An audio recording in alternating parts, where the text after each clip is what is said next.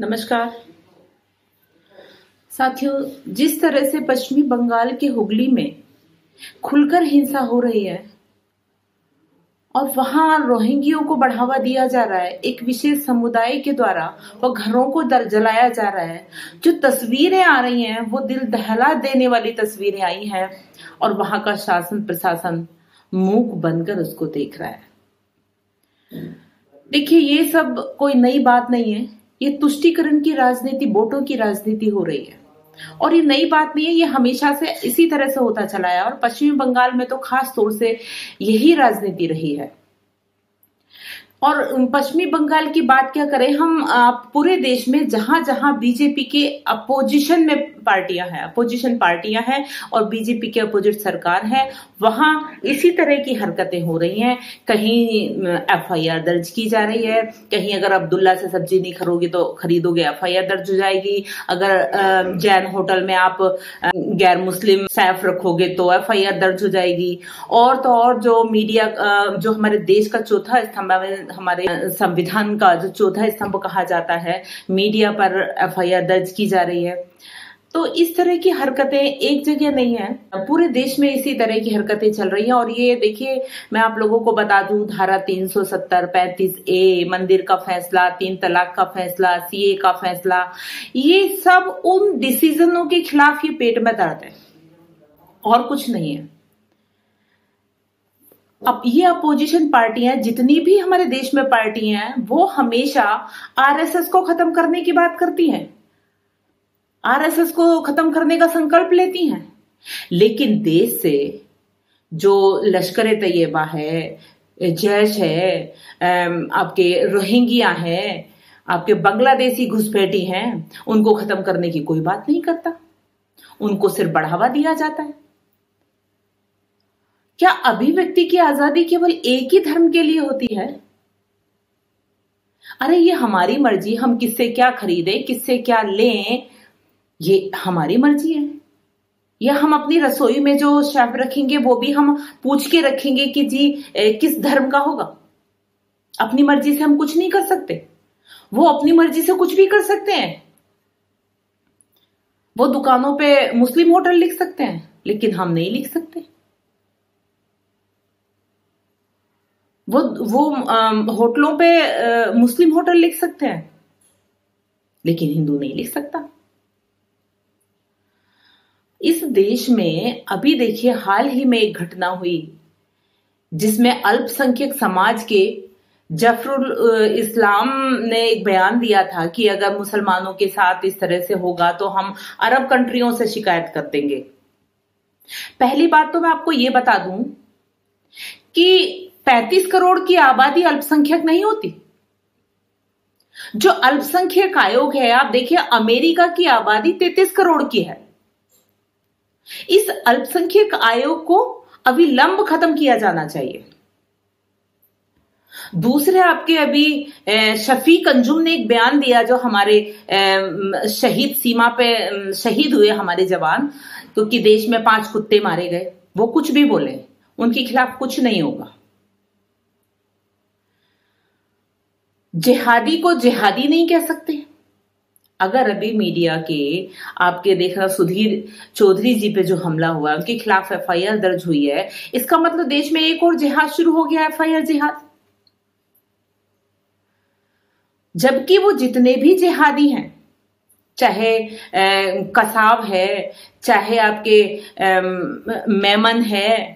मेमन याकूब है, और अभी आपका ये रियाज नाइक को मारा गया, ये जितने भी आतंकवादियों की आप वीडियो पढ़ेंगे, आप इनकी हिस्ट्री पढ़ेंगे, वो खुद अपने आप को जिहादी बोलते हैं। तो जिहादी को जिहादी बोलना कैसे गुनाह हो सकता है?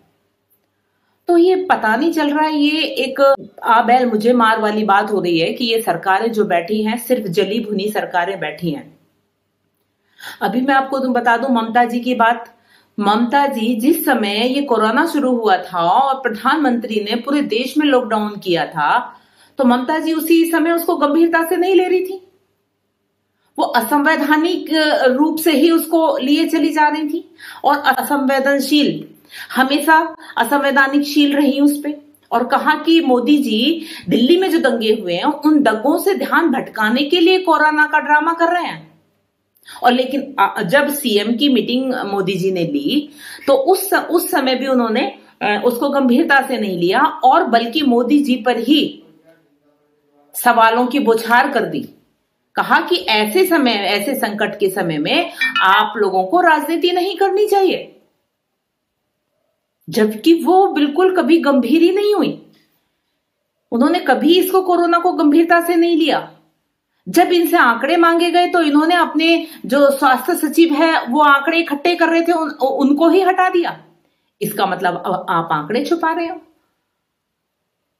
और अब कह रही है कि आप ऐसी संकट की घड़ी में ये महामारी फैल रही है तो आप लोग राजनीति ना करो।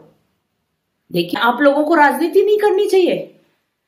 देश में महामारी फैल रही है, आज उनको महामारी, यहां तो वही एक कहावत चरितार्थ होती है कि उल्टा चोर कोतवाल को डांटे।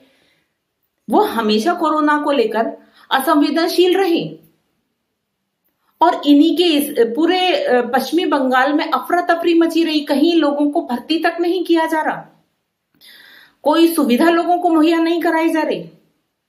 तो देखिए, ऐसे अहंकारी जो मुख्यमंत्री होता है वो देश की जनता को, उसका जो नुकसान है वो देश की जनता को भुगतना पड़ता है। बंगाल की जनता को अपनी मुख्यमंत्री की हठधर्मिता का दंश भुगतना पड़ रहा है, दंश झेलना पड़ रहा है। इसी अड़ियल रवैये ने ही जो पश्चिमी बंगाल और कोलकाता को आपके हॉट स्पॉट में शामिल करा दिया है। तो देखिए, ऐसे लोगों को, ऐसे मुख्यमंत्रियों को जनता को ही स्वयं जवाब देना पड़ेगा, जनता को इसमें जागरूक होना पड़ेगा।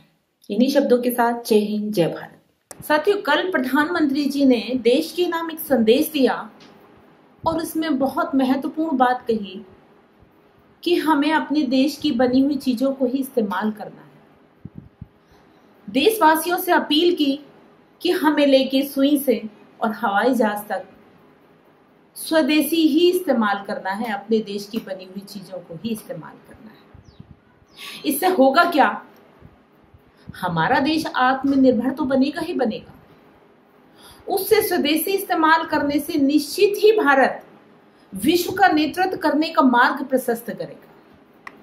इसी दिशा में गृह मंत्रालय ने भी निर्णय लिया कि जितनी भी हमारी आर्मी कैंटीन है उन पर केवल अपने देश का बना हुआ सामान ही बिक्री होगा और 1 जून 2020 से ये लागू कर दिया जाएगा। जो हमारे देश के 10 लाख CAPF के जो हमारे कर्मी हैं, उन 10 लाख कर्मियों के जो कम से कम 50 लाख परिजन हमारा स्वदेशी सामान इस्तेमाल करेंगे, अपने देश का ही सामान इस्तेमाल करेंगे। इससे होगा क्या कि देश आत्मनिर्भर तो बनेगा ही बनेगा, उसी के साथ साथ हम देश के विकास में मोदी जी के हाथों को मजबूत करेंगे। अब लोग कहते हैं कि ये देसी क्या है, क्या हम इस्तेमाल करें, कौन सी देसी ब्रांड है? देखिए, अभी गर्मियां आ रही हैं और गर्मियों में बहुत सारे पेय पदार्थ इस्तेमाल करते हैं। कोका कोला है, मिरिंडा है, इन सब चीजों को छोड़कर छाछ इस्तेमाल करें, लस्सी इस्तेमाल करें। दूसरे बच्चे चिप्स कुरकुरे खाते हैं, उसकी जगह भुने चने इस्तेमाल करें, वो देसी ब्रांड है। अब मुंह पर मास्क लगाने की इतनी कमी हो रही है, मुंह पर मास्क लगाने के लिए मास्कों की कमी है कि कहाँ से मास्क, और जबकि वो मास्क इतने अच्छे भी नहीं होते हैं। उससे अच्छे हम अपना देसी गमछा इस्तेमाल करें या दुपट्टा इस्तेमाल करें, वो डेली धुल भी जाएगा और उसको पूरी तरह से हम ओढ़ भी सकते हैं, पसीना भी पहुंच सकते हैं और पूरी तरह से फेस को भी उससे कवर कर सकते हैं। दूसरा, हम कपड़े पहनते हैं, कपड़ों में बहुत सारी ब्रांड आती हैं, उन ब्रांडों को इस्तेमाल ना करके हम अपने देसी खादी पर जाएं, खादी इस्तेमाल करें।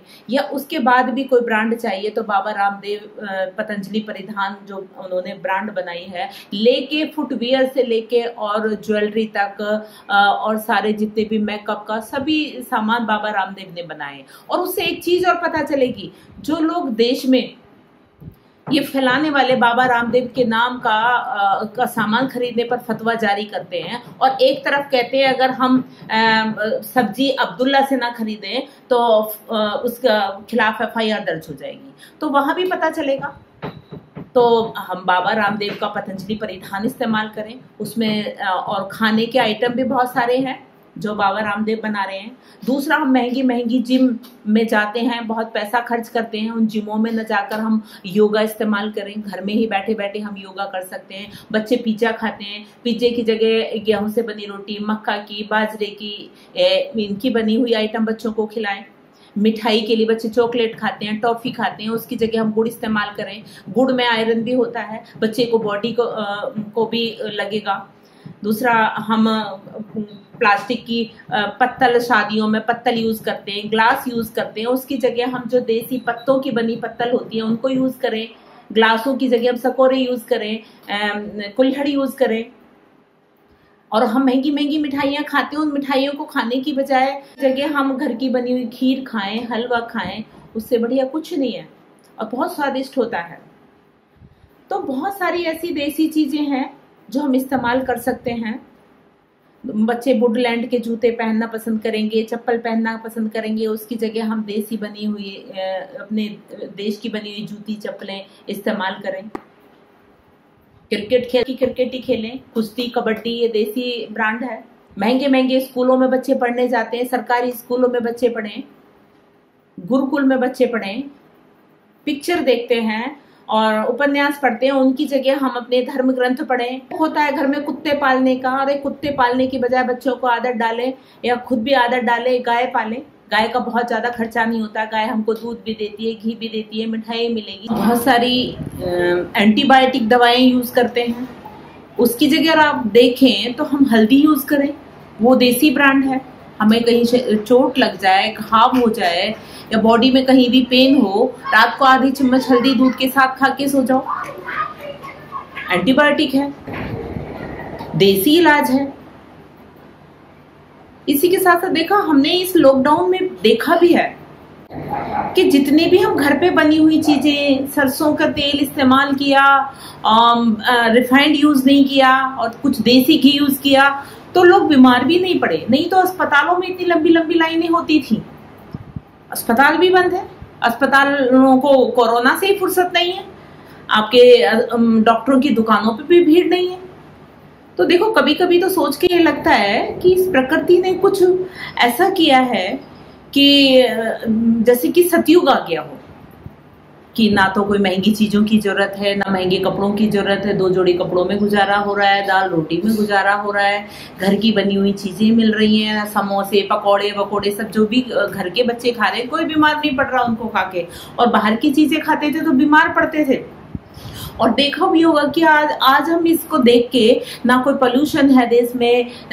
आप देखें, मई के महीने में इतनी गर्मी हो जाती थी, लेकिन आज पोल्यूशन बिल्कुल नहीं है। तो पेड़ पौधे भी इतने हरियाली पेड़ पौधों में है कि वो एक तरह से वर्षा को प्रभावित कर रहे हैं, डेली बादल हो जाते हैं। ऐसा लगता है कि प्रकृति बहुत खुश है। तो देखिए, ये स्वदेशी अपनाने से बहुत बड़ा फर्क हमारे देश पे पड़ेगा, क्योंकि आतंक के रूप में उसको यूज करते थे। इससे होगा क्या, हमारा देश आत्मनिर्भर और समृद्धशाली तो बनेगा ही बनेगा। देश में कम से कम 50 लोगों को रोजगार की जरूरत है। तो इससे क्या है, बहुत लोगों को रोजगार मिले, और इसकी जरूरत देखिए, रोजगार मिलेगा। और हमारे देश में टैलेंट की जरूरत नहीं है। बच्चे पढ़ लिख के अच्छी अच्छी डिग्रियां ले लेके विदेशों में चले जाते हैं।